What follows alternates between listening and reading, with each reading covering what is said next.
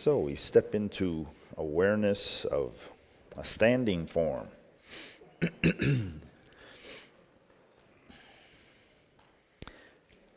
Into a warm room. So we may just slow this down today. So getting in touch with our feet. You can come up on our toes, hold for a second, and then go back down. See how the balance function is operating today.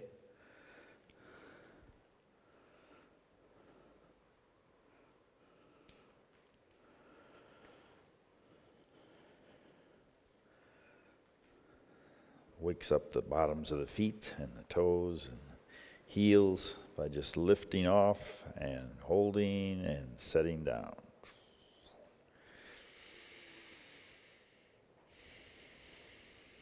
Okay, and we'll sink into our knees and see if we can relax the torso, let the legs support us. Feel the rib cage expand with each breath.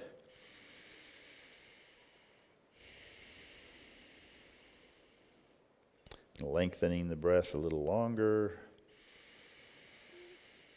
Lengthening the exhale a little longer. And again, deep breath in. And long breath out.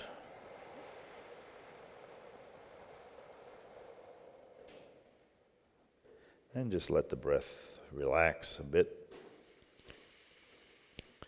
And with the next exhale, we'll sink.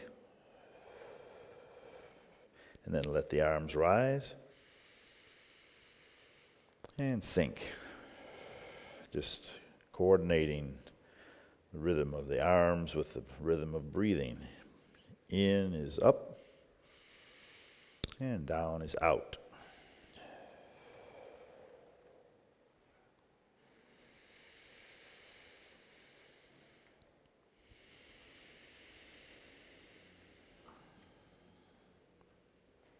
And let's do it a little slower. Just appreciating the fluidity of the shoulders.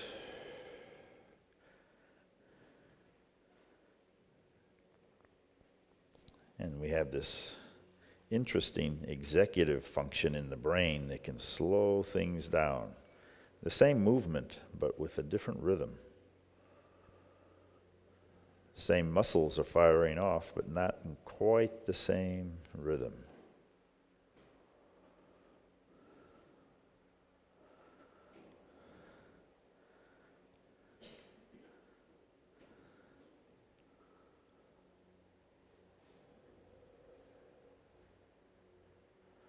But at each point, we can bring awareness into a living form, rising,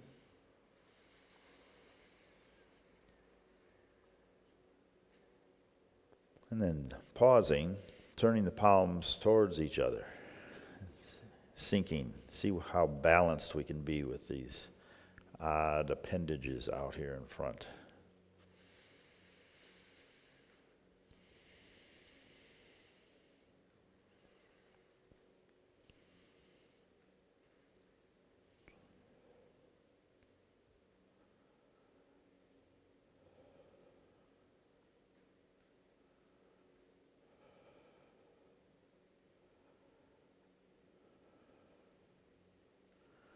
And we'll slowly open up to the side. And slowly come back to the center. Turn the palms down and slowly press down.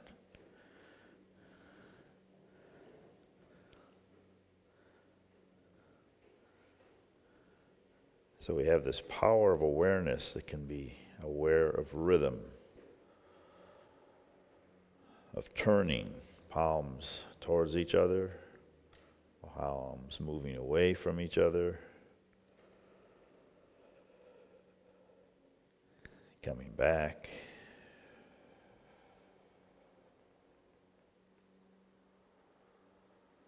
And pressing down.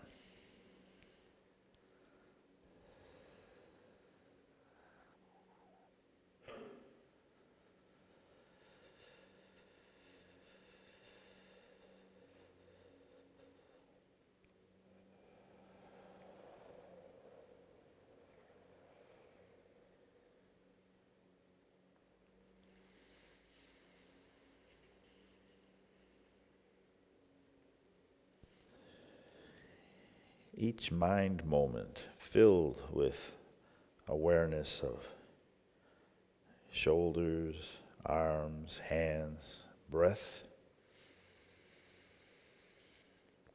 knees kind of straightening a little bit.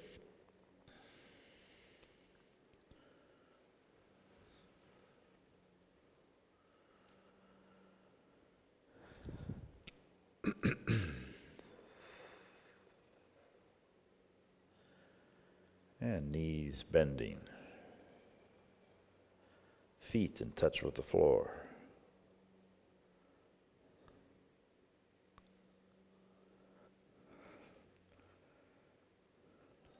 Lifting up and then turning the palms so they just face forward. Feeling the shoulder blades come together a little bit. Soft shoulders, soft hands, soft knees. Where's the balance? Is the body ever satisfied with this position?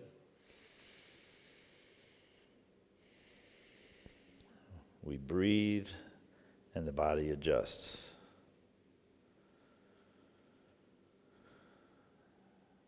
Muscles fatigue and the body adjusts. We're always searching for sukha, non-dukkha.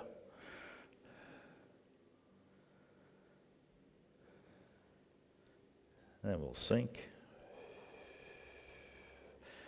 Drawing the arms towards the center, we'll cross the wrists, turn the palms up. As we rise, turning, pressing up, and then opening to the side.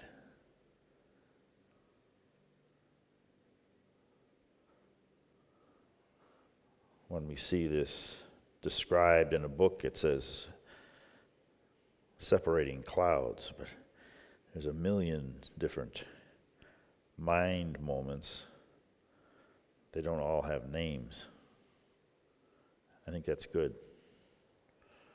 One name is enough. So we rest the naming part of our awareness and just stay with feeling.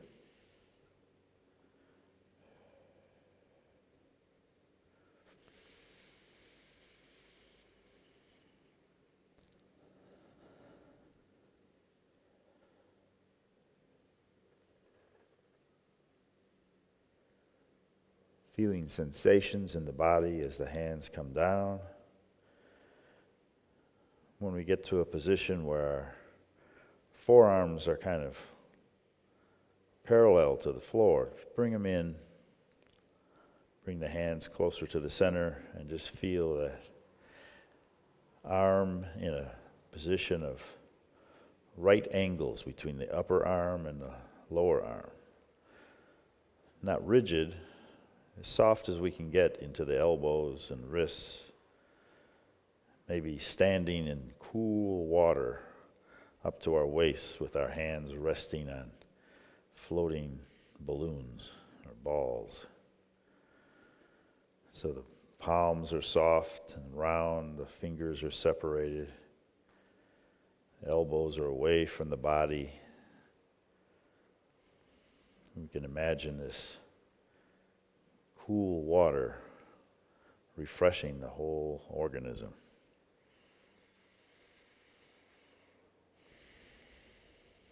But standing still is still impossible. We We keep adjusting.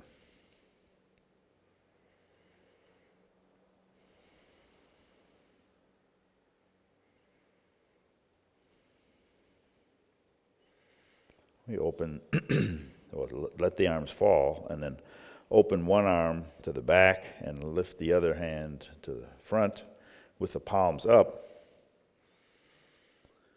Turn the left wrist, turn the forward wrist, whichever wrist it is, and then push with the other hand. Push the forward wrist now to palm up. Lift the other one a little higher than the shoulder, and then press. So we have this two hands meeting in the middle in different positions. And then for a moment, they have the same position, palm up. Then as we bring the forward hand in, the back hand pushes. And again, this executive function determines when we start and how fast we go. We're not learning anything new about movement, but we might be learning something about awareness, steadiness of awareness, distractibility, attachment,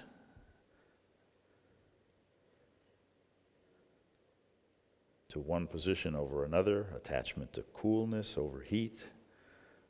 What's happening in the awareness? By having this simple movement as our grounding, we can see better into the relationship between mind and body.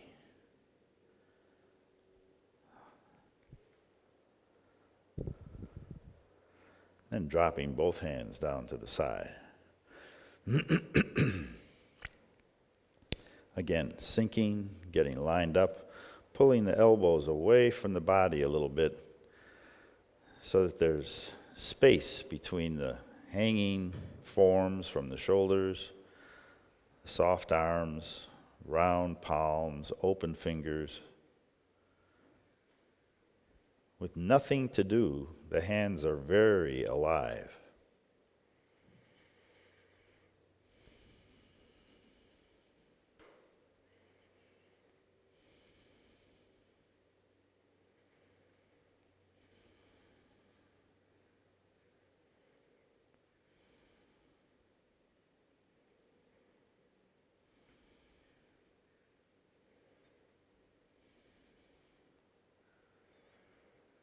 And then slowly turning the palms forward, we'll bring both arms back, and depending upon your shoulders, you can make a full 360-degree turn as best you can. Adjust if you need to. We don't want anybody suffering here. It's just an opening in the joints, but feel all the different muscles and tendons that have to cooperate.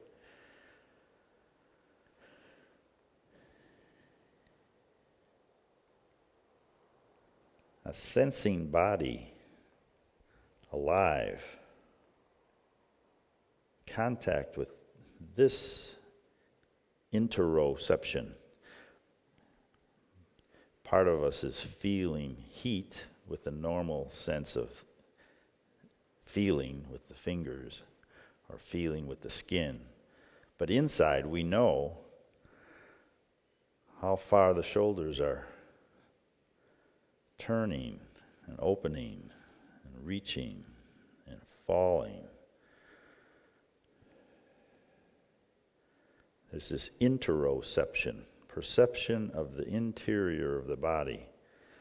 Right now there's all this attention on the space in the joint of the shoulder.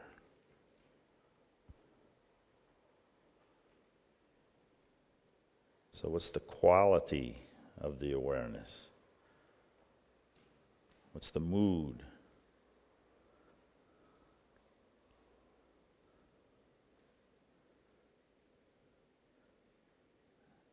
Sometimes slowness creates calmness and tranquility.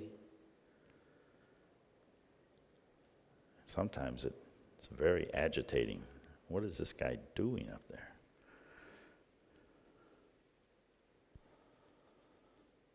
Okay, one more time around. Opening to the back, lifting, feeling the weight, the arms above the head. And then the surrender to gravity, just slowly letting gravity do its work. Less and less effort is required, but there's an alertness in this executive function that determines speed. It's one of the few places we have free will. You can decide how swiftly we cooperate with gravity. Okay. Relax the arms. Take a full breath. And then turn the palms up in front of the midsection. And this is an attitude of what? What's the mood? Acceptance? Willingness to carry the burden of our sorrows and joys as we move through life. There's sensations, but there's also feelings. What feelings arise from this simple gesture? Openness, willingness, just a simple word, yes.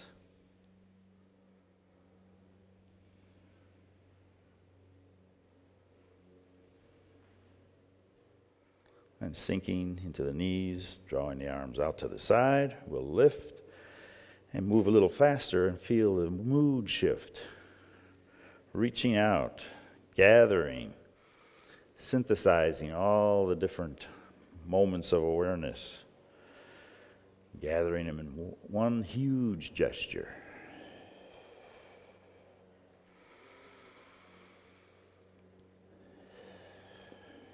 And why is this guy doing this? Making me warm.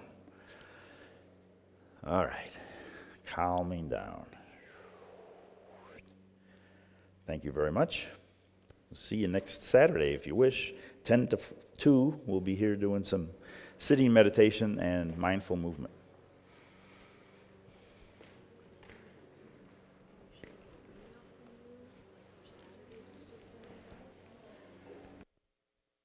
Hello. I know a lot of people leave immediately. We have cherry trees out in the side garden here. Before you go, please help yourself. I opened the gate. Just go out into the yard and pick all the cherries you like to your heart's content, please, because they're ripening fast. The heat is kind of snuck up on me again, so please help yourselves.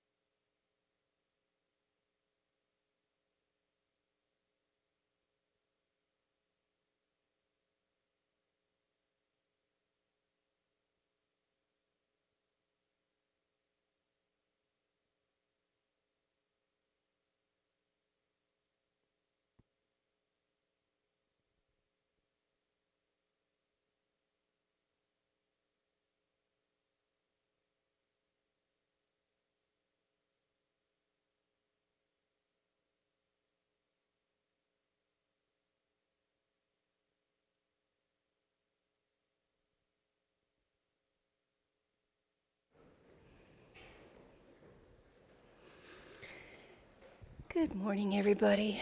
It's nice to see you all. For those of you who don't know me, my name is Kate, and I take care of the business of PIMC as well as getting to connect with all of you. It's quite wonderful. Even when it's this warm, oh my goodness, it's warm. Stuff that's coming up. In July 2nd is Mountain Waters, and of course, that's lovely and yummy. If you make contact with Mountain Waters, sometimes it takes a day or two for them to get back to you, but that's 12 days of delicious silence. It's quite wonderful. July 29th, there's a midsummer 5-day at Brighton Bush, which is sweet and yummy by the Brighton Bush River. We have a date for our Taking Refuge retreat and ceremony. It is October 15th. So if you want to save the date, and I'll send out a notice as well, and it'll be on the PMC calendar like all of our other events. If you're ever not sure, do check at Portland Insight on the calendar. If it looks wrong, check with me, because sometimes I get dates wrong. If you are not in our communications loop and you want to be, there are some, or will be, some orange sheets at the back of the room, and you can ask to join to the listserv where we talk to one another, or just the email list where you get official announcements. We are thinking about moving off of the Yahoo listserv because it appears that about maybe 20% of the people who asked, who want to be invited to get on, don't end up getting on, and I think it's because it's difficult technically. It seems to be kind of difficult. So we're thinking about Google. If any of you have any suggestions, I would love to hear them. I would love to hear them after the end of June, because I will be leaving the country, and I will be back Sunday, July 3rd, perhaps, depending on how the flight was. So all of that is going on. If you are interested in volunteering, please let Melanie know. Melanie, raise your hand. Melanie is our housekeeping coordinator. All volunteer. She's been doing it for a long time, and she makes sure that this building gets taken care of. So if you have an inclination, even if it's only rarely, we can use a standby list to fill in, because quite often there's somebody who's not able to make their commitment, and then quite often Melanie ends up doing it. So we can always use people who are willing to serve as backup. Potluck has changed to the second Sunday. This is the first Sunday, and a lot of people have not gotten the word, so we have a lovely spread back there today. So please come and share it with us. It's lots of cool salad and yummy stuff. So if you want to talk to other people about their practice, please come. It's really good. Also, Jim Dalton's going to be doing the Dharma Consultations today in this little room right here. There's a sign-up sheet at the back of the room. If you just want a few minutes of Jim's time to ask a question about your practice, or just see what's going on, that's a good way to do it. Thank you again, Kate Ward, for stepping up to be our hospitality coordinator. And all of the people, we have this lovely social time after the Dharma talk every week, and it is well coordinated and lovely. And it doesn't happen by accident. It happens because people bring food, people make coffee, people make tea, people clean the kitchen. So thank you to all of you who do that.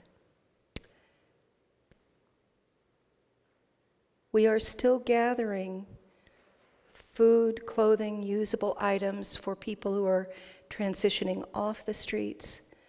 And all of this stuff that we collect gets used even in the summer. They still need support even in the summer. So there's Michael Mitchell. He takes all of this for us, and he's been doing it for a long time to great benefit for those who need help. So thank you, Michael, and all of you who bring your stuff. Does anybody have anything I've missed? Questions? I would encourage you, if you're hungry for cherries, the cherries are ripe out and back. Whatever the children leave you will be there. Okay, thanks for listening.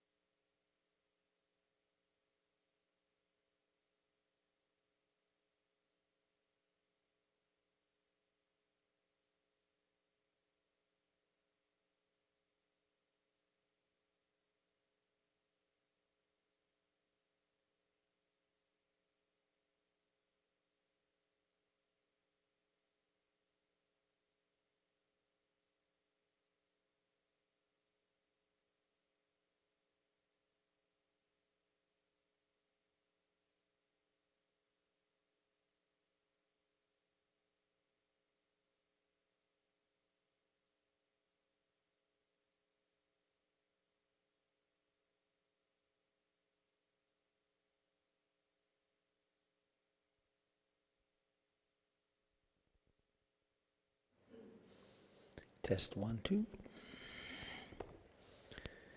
Okay.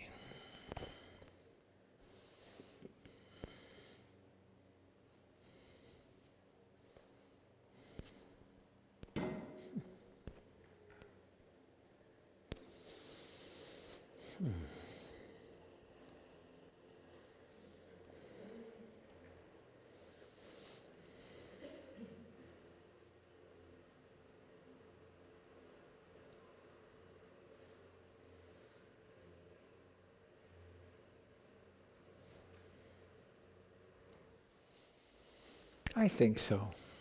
Please. Must be Sunday. The 2-cylinder motors are going.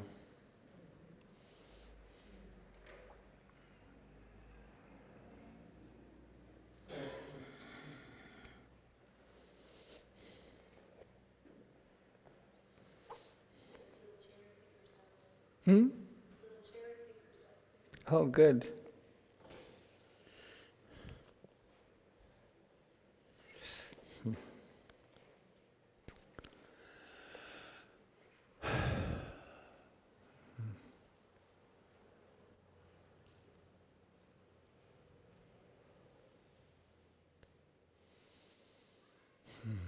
Thanks for being here.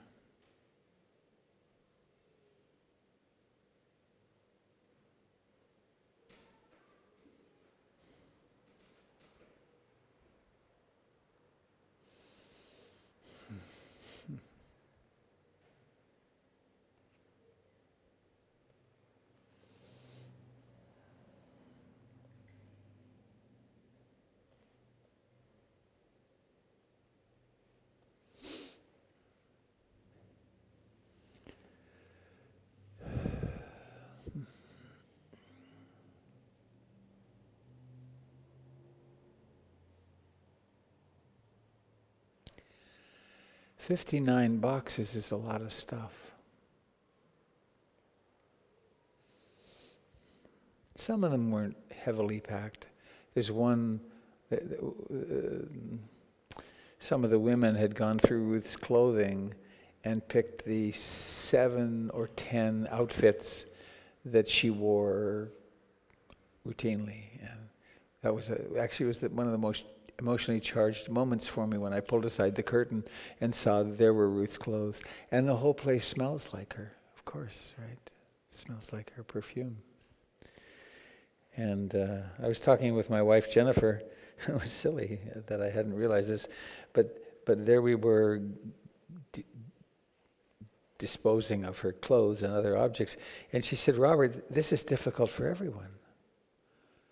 Of course, sometimes people, we hold on to clothes for a long time. But her quintessential clothing will be in the archive for anyone who wants to see it. And part of my task was to go through the papers to be sure that financial documents and things like that don't belong in the public sphere, that they didn't go. And some other things that were about confidentiality with her students. But there were incredible treasures that were found.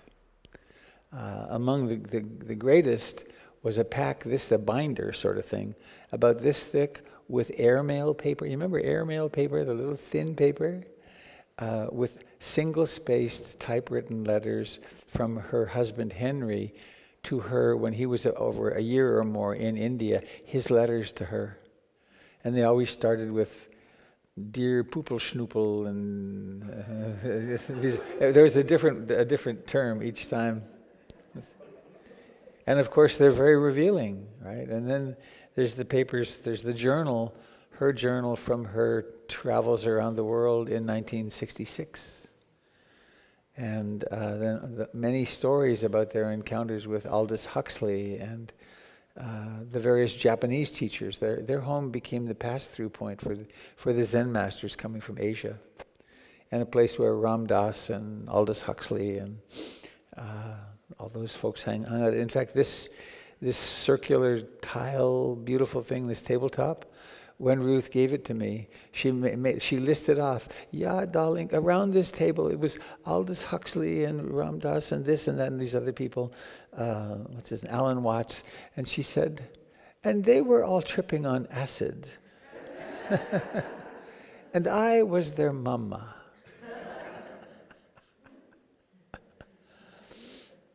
So,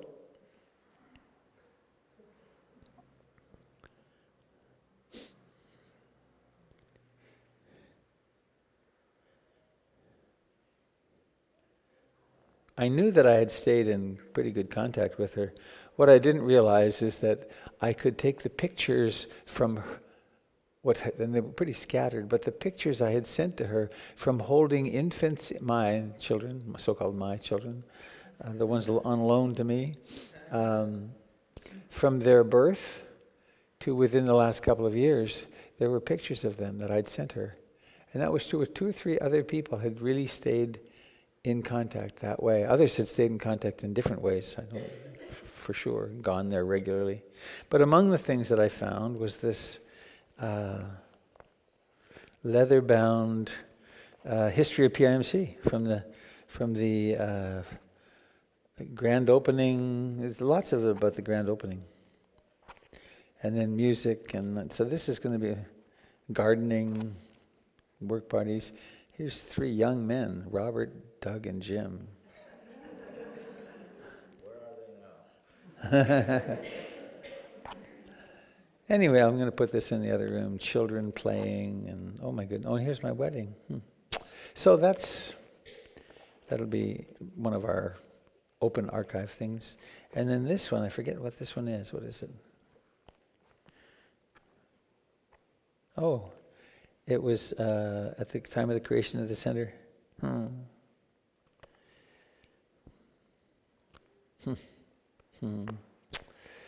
So,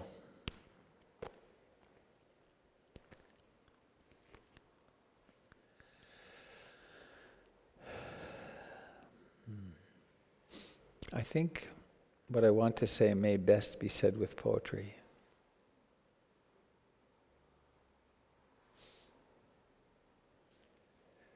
The Buddha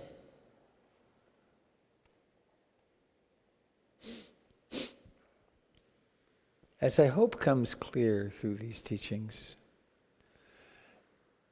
there's nothing to believe here. There's not something you have to believe. There isn't a creed. I remember the Nicene Creed, the creed of my childhood. I believe in this and that, and I will believe in this. If I'm going to belong to the Catholic Church in that instance, I must believe in these things. The Buddha said when he was traveling around and he went into a village, the village of the Kalamas, Kalusadama, I forget the name, colorful language. And they said, why should we believe you? And he said, because there are other holy men that come to town, and they disparage each other, and they criticize each other, and they behave like presidential candidates, perhaps, and sadly. And so why should we believe you? And he said, don't believe me. By all means, don't believe me. But also, don't throw the baby out with the bathwater. Don't presume that what I'm saying is, if it contradicts something that you believe, don't presume it's wrong. Try it.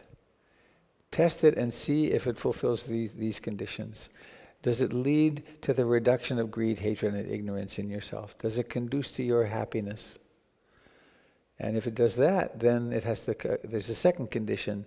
Does it conduce to the happiness and the reduction of suffering in your loved ones? And then, does it conduce to to the happiness and decrease of suffering in all beings? So test it. And that's what we're invited to do with the Buddhist teachings. Test them. Do they actually work? And I'm in the incredibly privileged position of having spoken with hundreds, if not thousands of people over the years, and I watch people light up.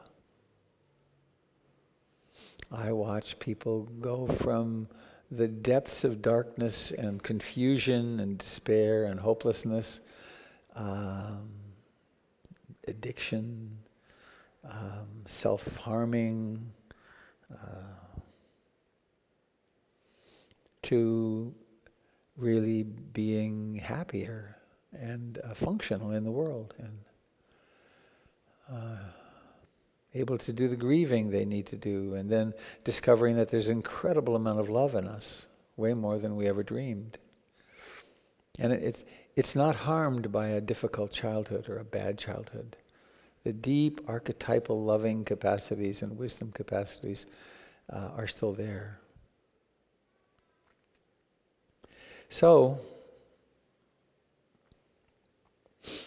amongst the very central teachings from the Buddha is the fact that that if we look carefully with a trained mind, we'll discover that every single experience, phenomenon, has 3 characteristics.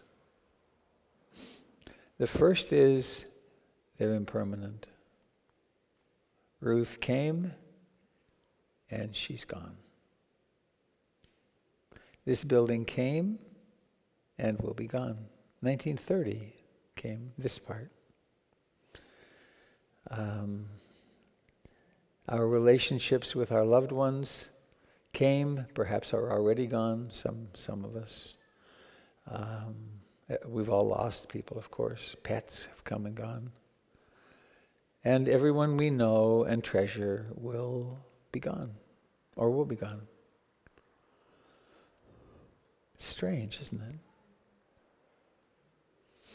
When I remember that, I treat myself and others very differently.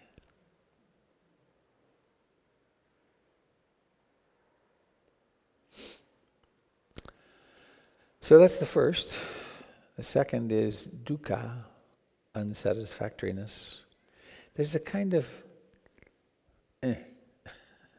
about life, isn't there? That keep wanting maybe just another cup of coffee, or maybe if I just got more sleep, it'd be okay. Or if I just got a new relationship, a new child, a new degree, a new something. Or maybe if I meditate a lot, I won't ever feel bad again. And what keeps coming up is, well, whenever there's a sense of separate identity, which is normal to us, it's always a little bit dukkha, birth, sickness, old age, decay, death, having experiences we don't want to have, not having an experience we do want to have, being with people we don't want to be with, and not being with the beloved. Sitting in meditation this morning, one thing I asked was, are you fighting anything? Right? Would this be a better meditation moment if you could just be more concentrated, or if there could be more pleasure? Very commonly held beliefs that there's a certain experience that I have to be having for it to be a good meditation and to count. As opposed to, I aspire to love and accept this moment exactly as it is. So dukkha is the wanting things to be different that's inherent to us as humans. And the beautiful teaching at the core, elegant teaching from the Buddha, anatta, which means not soul, literally. Pretty deep in us, coming from this culture, the soul model, that if we look carefully, we will find something somewhere inside, and that endures. And maybe it goes from lifetime to lifetime, or maybe it goes up to heaven or down to hell or off to purgatory. But we have a theory of an I that persists over time. And the Buddha said, well, see if you can find it. And in the quest for finding it, we discover that in fact everything that we like to call I is vaporous, is impermanent. But we can and do find something else, which is that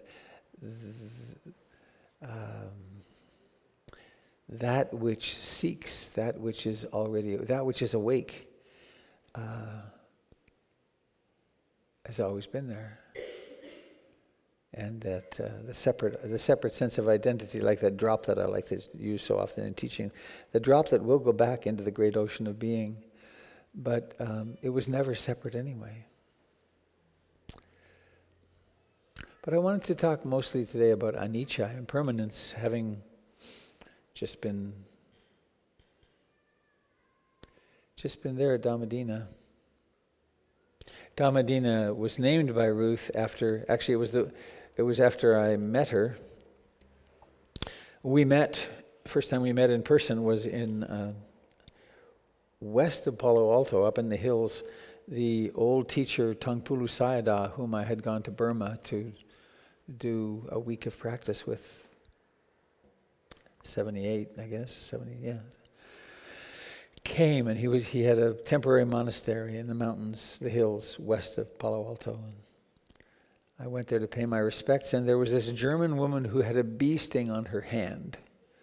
And at that point I was really into body work, and I was rubbing her shoulder, and we talked for a little while, and then we introduced ourselves, and I'd heard of her. And then we talked for 6 hours. It was the first real Dharma conversation I'd ever had, and it helped so much, it clarified so much. And then the rest happened. So, anicca, from the Buddha.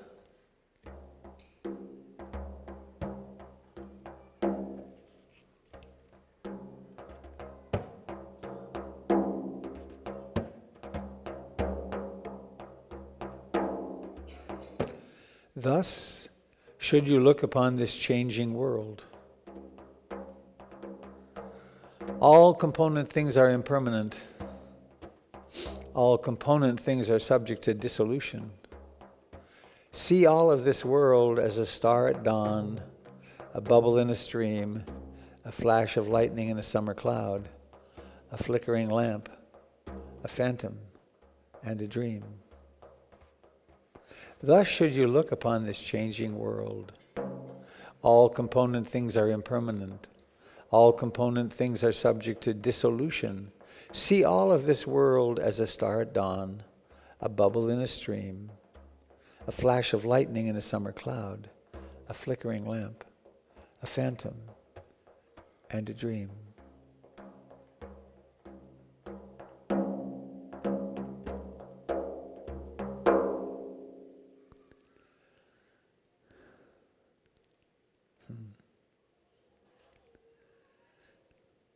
One misunderstanding or a nihilistic interpretation we can make about everything being impermanent is, why bother?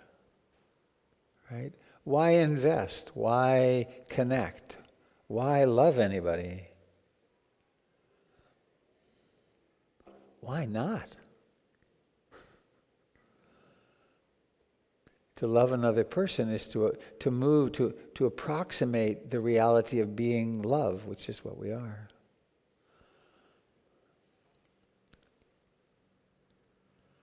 Similarly to love a pet. Where's that? Hang on here, death. Here we are. Oh.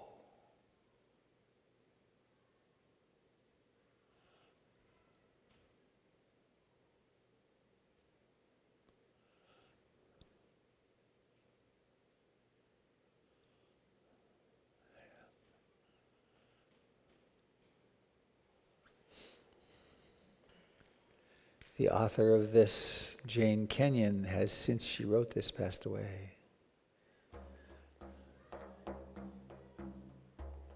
I got out of bed on 2 strong legs. It might have been otherwise. I ate cereal, sweet milk, ripe, flawless peach. It might have been otherwise. I took the dog uphill in the birchwood. All morning I did the work I love. At noon I lay down with my mate. It might have been otherwise. We ate dinner together at a table with silver candlesticks. It might have been otherwise. I slept in a bed in a room with paintings on the walls and planned another day just like this one. But one day I know it will be otherwise.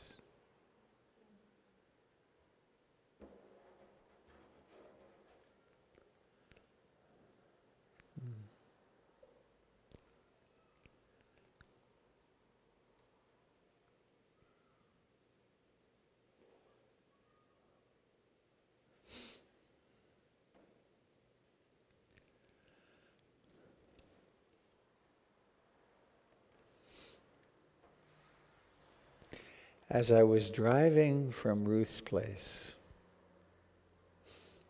it's in the high desert. It's 17 miles from downtown Yucca Valley, and washboard roads, and then pavement. And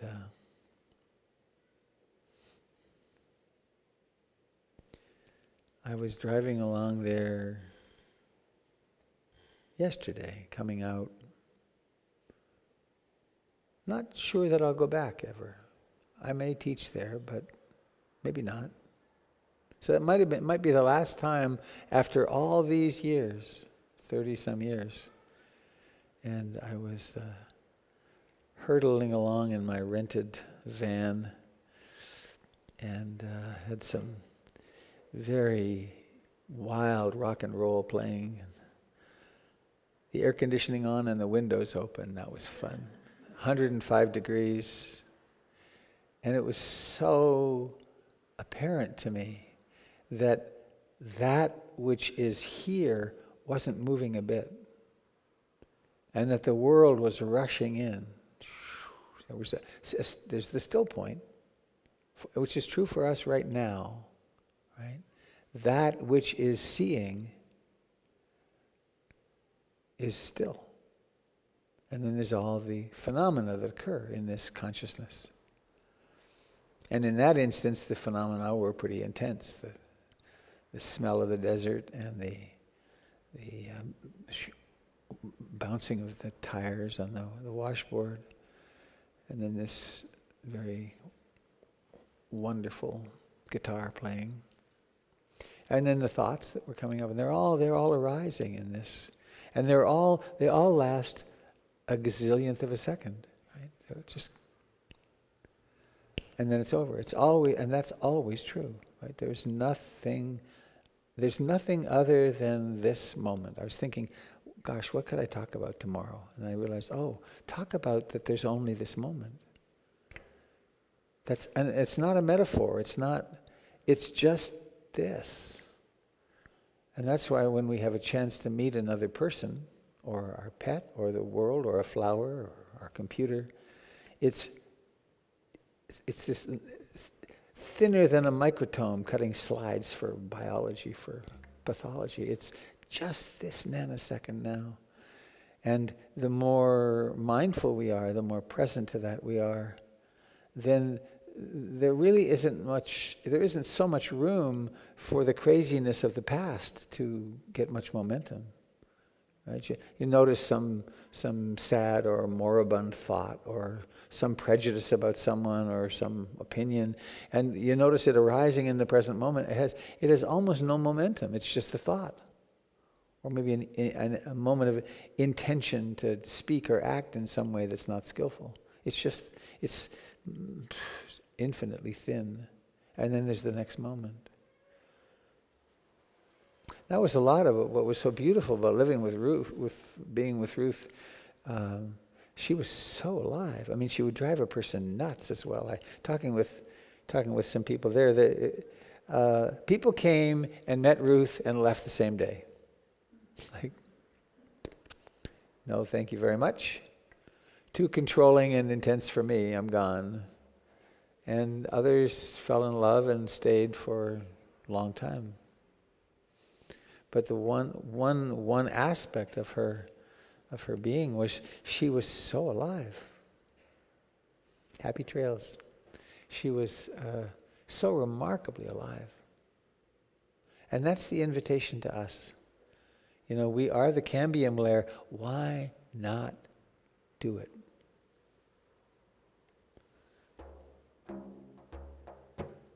And of course, what that means is to feel everything. And sometimes that will be exquisite ecstasy, and other times exquisite anguish. This is called our jeopardy. It is good to use the best china, the most genuine goblets, the oldest lace tablecloth. There's a risk, of course, every time you use anything or anyone shares an inmost moment or a fragile cup of revelation. But not to touch, not to handle the artifacts of being human is the deadly crash, is the quiet crash, the deadly catastrophe, where nothing is enjoyed or broken or spilled or spoken or stained or mended, where nothing is ever lived, loved, laughed over, wept over, where nothing is ever lost or found.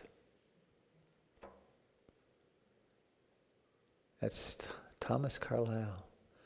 It is good to use the best china,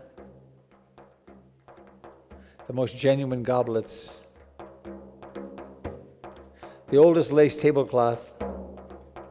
There's a risk, of course, every time you use anything, or any time anyone shares an inmost moment or a fragile cup of revelation. But not to touch, not to handle the artifacts of being human is the quiet crash, the deadly catastrophe, where nothing is enjoyed or broken or spilled or spoken or stained or mended, where nothing is ever lived, loved, laughed over, wept over, where nothing is ever lost or found.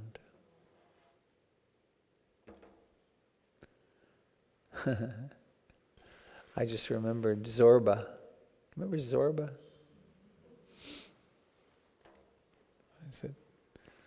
the English guy says to him, Zorba, have you ever been married? He says, yeah. Wife, house, kids, the whole catastrophe.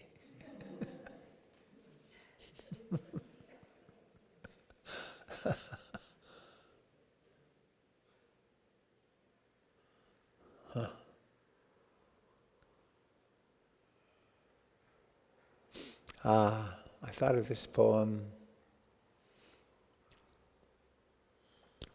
yesterday.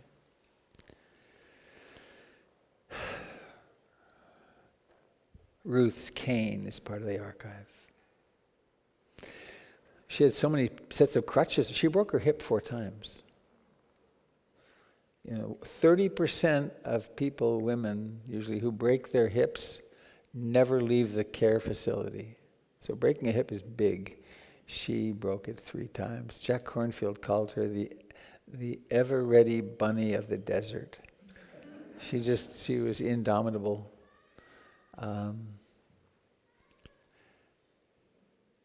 But there were all these artifacts, things that she had used, and this poem speaks to that. If one should be shown odd fragments arranged on a silver tray and be told, that is a splinter from the true cross, and that is a nail paring dropped by Barabbas.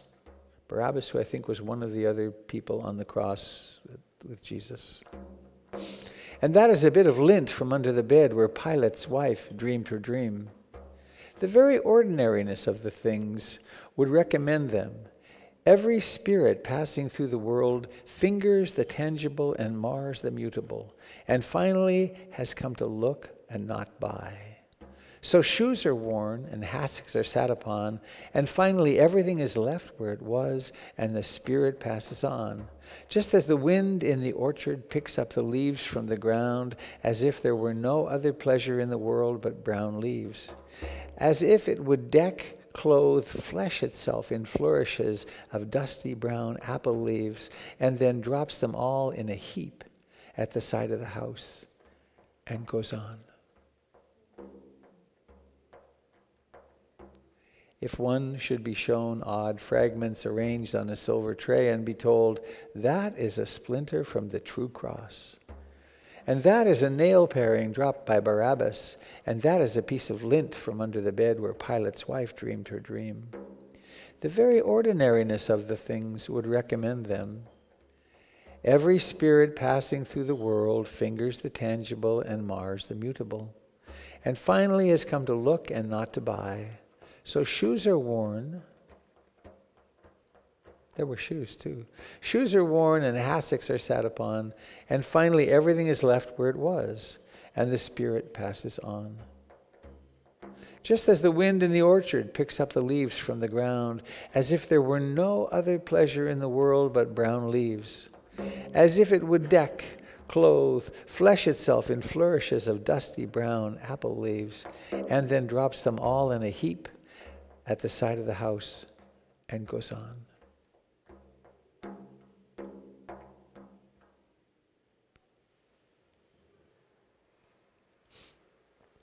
I came home from this trip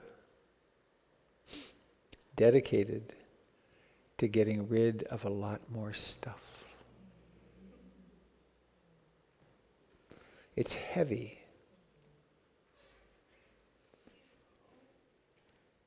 It's quite heavy.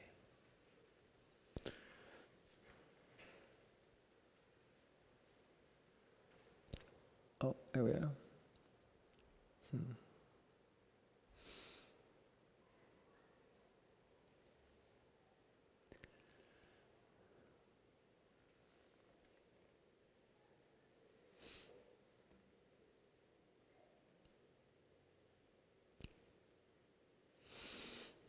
I had no idea at the beginning. Oh, there's the sadness. I had no idea at the beginning what that relationship with Ruth would be like, as is the case, right? A chance encounter. But being at Dhammadina, of course, there were many memories attached to locations. And one was in the kitchen was quite early in my practice. I don't know, 7, 8 years in. And the great teacher, the Mahasi Sayadaw, was coming for lunch. And I happened to be there. And she went into the kitchen, and they were moving very slowly. And she blew my mind. She grabbed something and started going. She said something like, "Darling, walking slowly is only a part of the practice. When you're making lunch and we're short of time, you move fast, mindfully." It's like, oh, right, because we get so easily caught in, well, to be mindful means I always speak in a measured tone, and I always move delicately, and if I have angry feelings, I always take care of them and actually bury them so they don't upset things. And that's not the purpose. We move slowly, just like when one is learning an instrument, you play the scales slowly at first, so you actually train the muscles to go where they need to go. But then in time, you get so you can fly over the keyboard or whatever you're playing. That was a big lesson. I mean, whoa.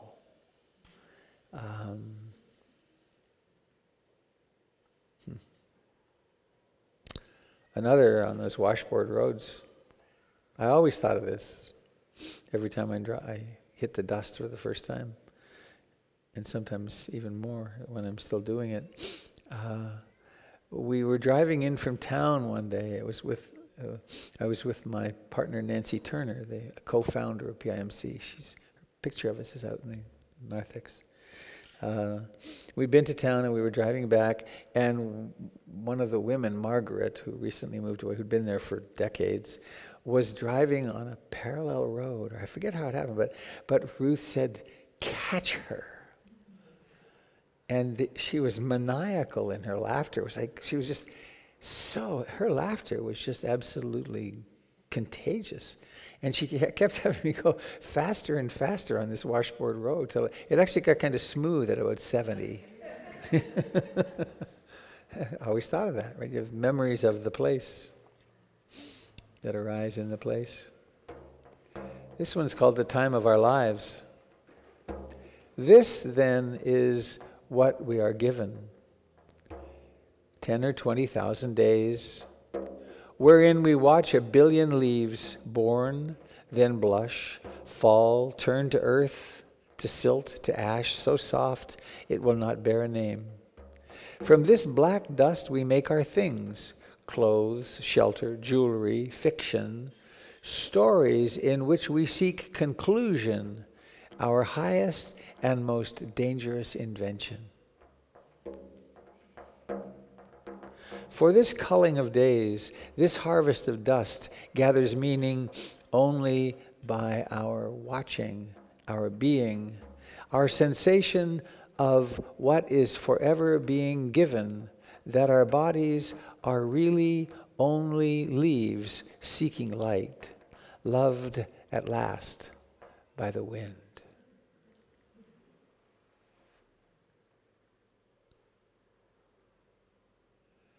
This, then, is what we are given. 10 or 20,000 days wherein we watch a billion leaves born, then blush, fall, turn to earth, to silt, to ash, so soft it will not bear a name. From this black dust we make our things, clothes, shelter, jewelry, fiction, stories in which we seek conclusion, our highest and most dangerous invention. Conclusion, finding something that will finally hold still. For this culling of days, this harvest of dust, gathers meaning only by our watching, our being, our sensation of what is forever being given, that our bodies are really only leaves seeking light, loved at last by the wind.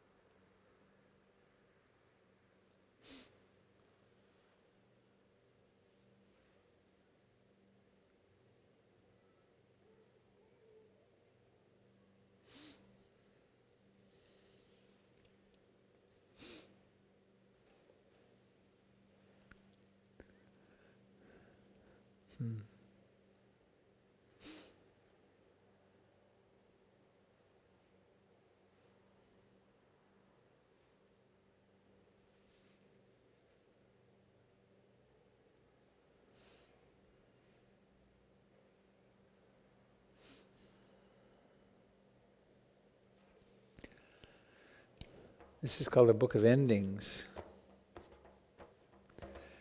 Sometime while you read this page, or hear this page, or the next one, a species like you, with your grandmother, your dozen eggs, your walk in the park, a species as vast as your life and the lives of all your ancestors chasing bison across old Europe or huddled around a fire, will disappear.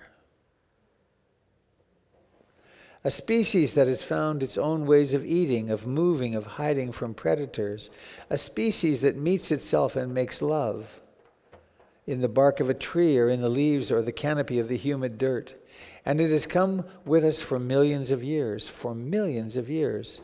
It has watched the night and day follow each other. It has breathed with the frogs. It has wrapped the stars around it like a blanket, a patterned music, a map. At the beginning of this page, there may have been 3 or 4 left, but now there's only one. And if you read this page again, it will be another one, another species, another story of 4 billion years telling itself for the last time. Wherever life began, a word, a wish breathed into water, a seed falling through space, it was all of us there, as it is now in this unknown last moment. It has bored into wood, it has carried water on its back, it has drunk the dew from its back in the desert, it has fed its young with strips of leaves, it has built homes out of bark, it has carved the sky into a song, it has spoken in ways no person has heard. It has emerald wings, it has sapphire wings, it has wings of night you will never see. It's already gone.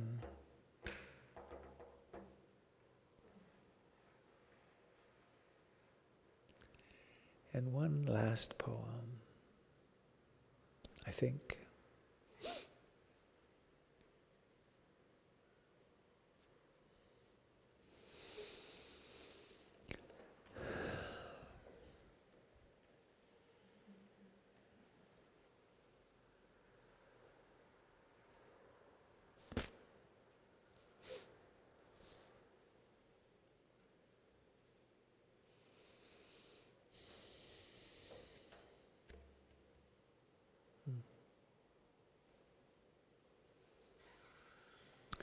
We're so fortunate to be alive and to have each other and a practice that encourages us to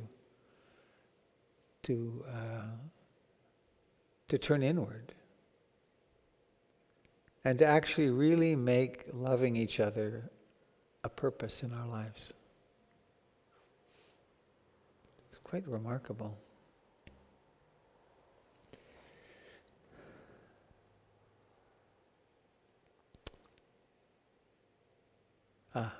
Maybe this is it. Yeah.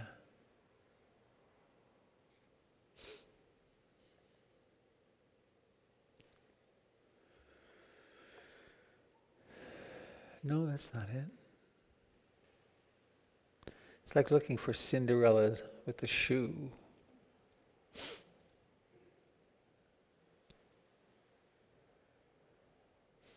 Interesting thing I find fascinating. I know the feeling of this poem, and I can't remember the author or the first name, but I know it's there. Right? It's so interesting.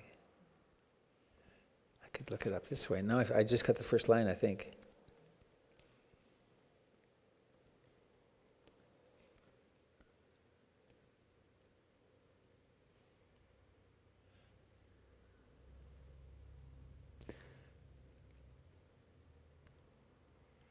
Yes. Ellen Bass. Should have remembered that.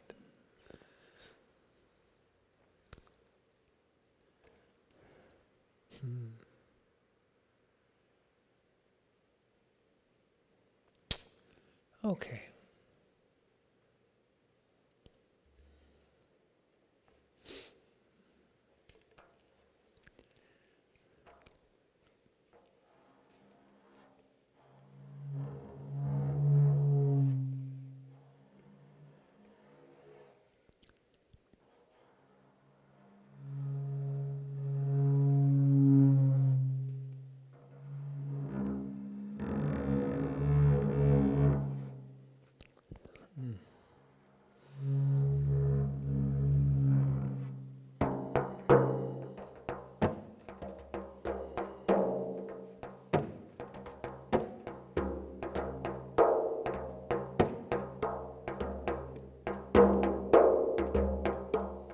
Pray to whomever you kneel down to.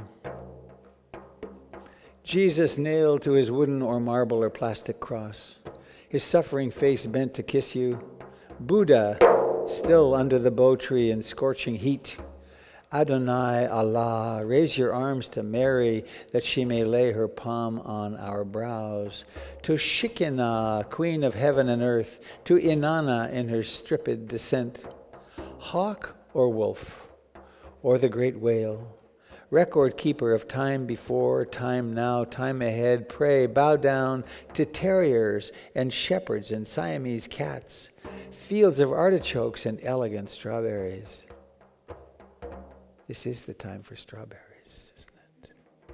And raspberries. Pray to the bus driver who takes you to work. Pray on the bus. Pray for everyone riding that bus and for everyone riding buses all over the world. If you haven't been on a bus in a long time, climb the few steps, drop some silver, and pray.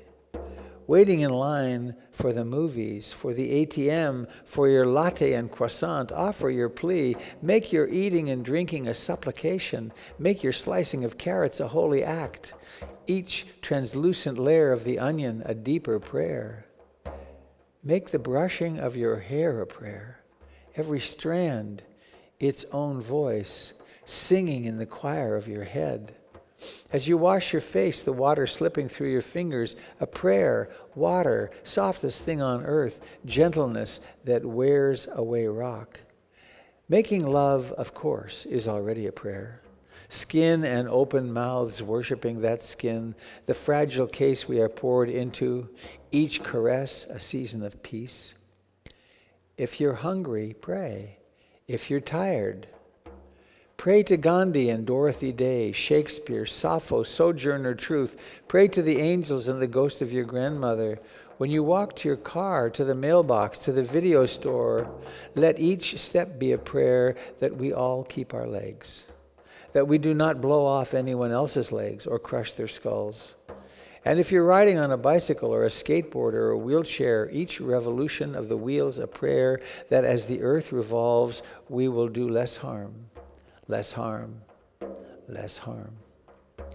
And as you work, typing with a new manicure, a tiny palm tree painted on one pearlescent nail, or delivering soda or drawing good blood into rubber-capped vials, writing on a blackboard with yellow chalk, twirling pizzas, pray for peace. With each breath in, take in the faith of those who have believed when belief seemed foolish, who persevered. With each breath out, cherish. Pull weeds for peace. Turn over in your sleep for peace. Feed the birds for peace. Every shiny seed that spills onto the earth, another second of peace. Wash your dishes. Call your mother. Drink wine for peace. Shovel leaves or snow or trash from your sidewalk. Make a path. Fold a photo of a dead child around your Visa card. Gnaw your crust of prayer. Scoop your prayer water from the gutter. Mumble along like a crazy person, stumbling your prayer through the streets.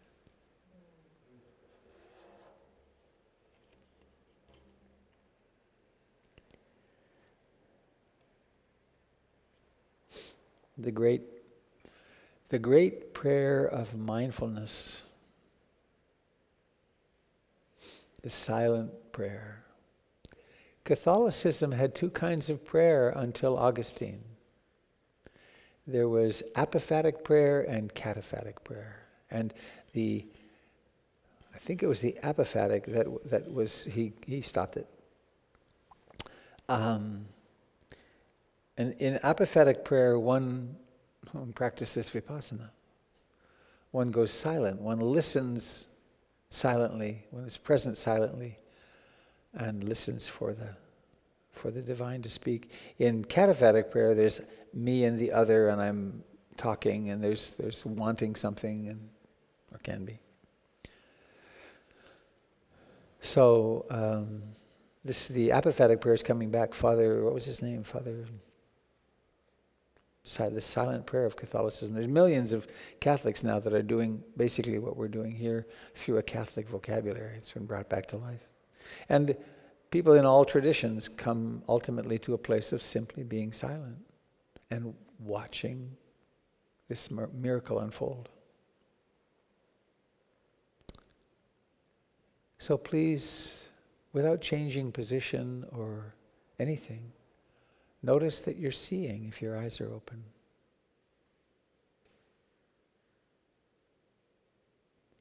How does that happen? Seeing. Does that which sees have any characteristics other than it sees?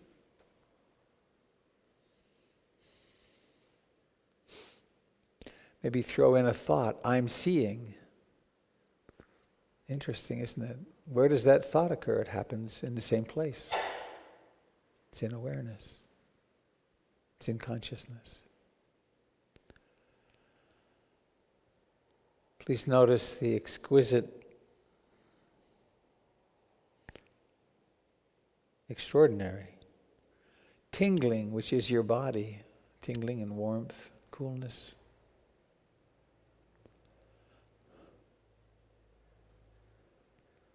It's always there. We can always pause and drop right into tingling, pressure, pain.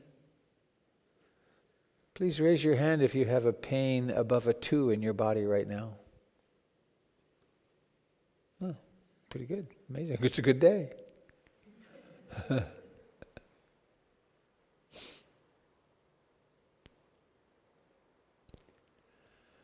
So, I share all this in honor of Ruth Denison, and I guess with the invitation that we all really make optimal use of today and this moment. And I understand that to mean to be present for whatever it is.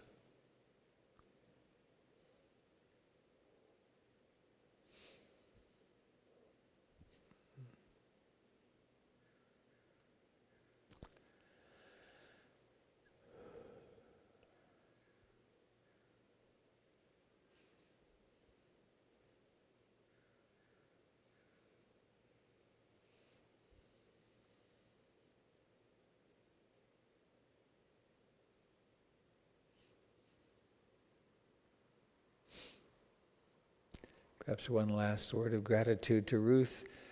We would not be sitting in this room if it weren't for Ruth. Not only in her encouragement to me to keep teaching over all these years, but her incredible generosity. When she wrote the check for the first $10,000, said, start a center, I gasped. It's like, I don't know how to do that. She said, darling, I considered giving you this money DOD, which means delivery on death. But I decided I would like to see my name on something. So when you go out, I invite you to look back at the transom of the door, and there's a Ruth Denison Dhamma Dina meditation hall. And when she came here for the grand opening, that was the first thing I took her to. I said, so you said you wanted to see your name on something? There it is. Oh, and I didn't finish one other thought. Dhammadina was the name that Tangpulu Sayadaw gave her. And Dhammadina was a lay woman, one of the great teachers a lay teacher at the time of the Buddha. So that's how she was named and how she named her center. And she really did quite a number on supporting women in practice. Really amazing.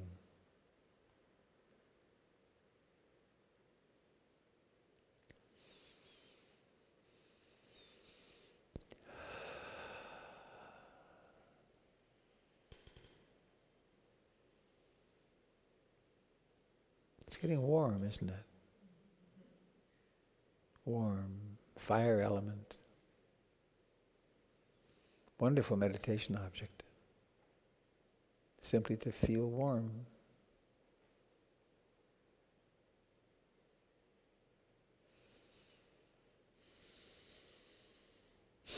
Could be warm and maybe disliking, or warm and fearful, or warm and liking. Pushing none of it away.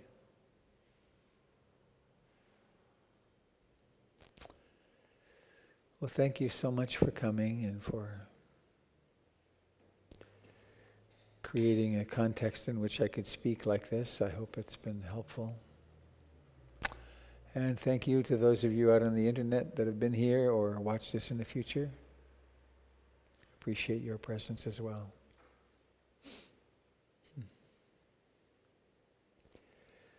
Well, they're in the chute. Throw the gate open.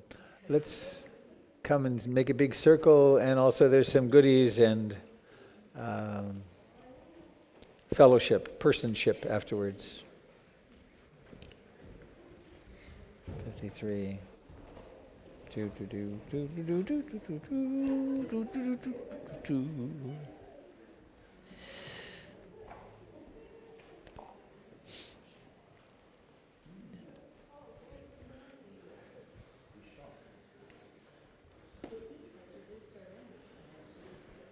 Excuse me, sirs. Thank you.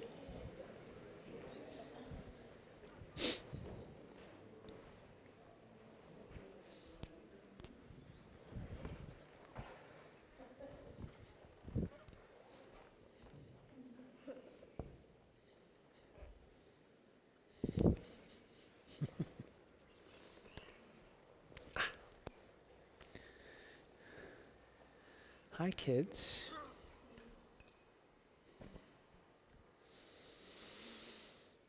Hi. Thank you, Monica, for your caring for the kids. And thank you for being kids. Not that you have much choice, I guess, huh? Actually, I think you're grown-ups in disguise.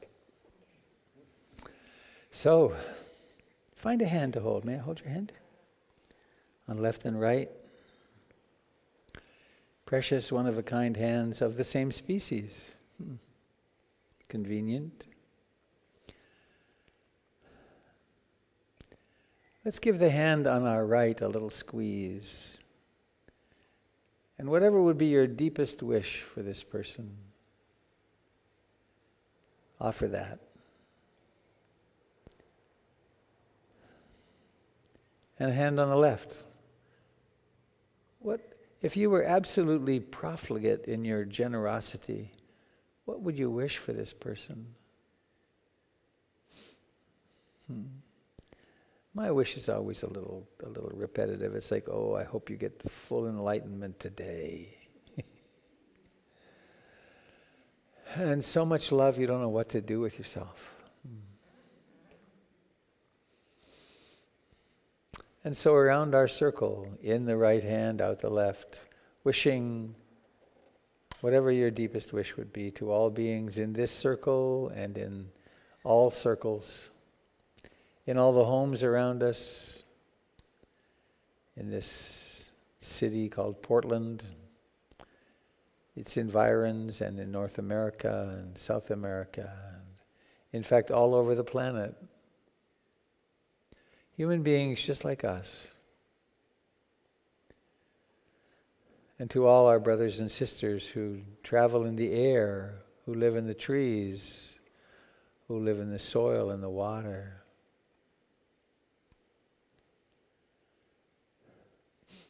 This sometimes seems to me the practice of relaxing, just to relax into our being.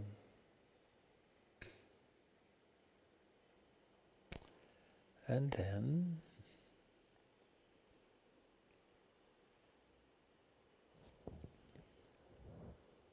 do we have you too? Are you part of it? You sing? Oh, can you all get together somewhere? Cute. Nice gasp, Kate. That was fantastic. Exactly. I felt myself going this way. That was, I know. So who was it? 1, 2. Oh, there you two. Okay, great. There we go. Whenever you're ready.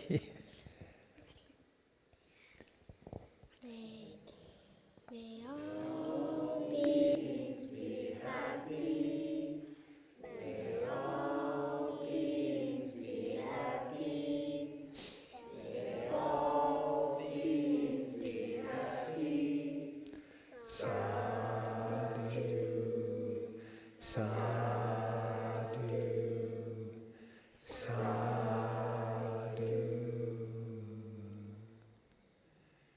Beautiful, thank you.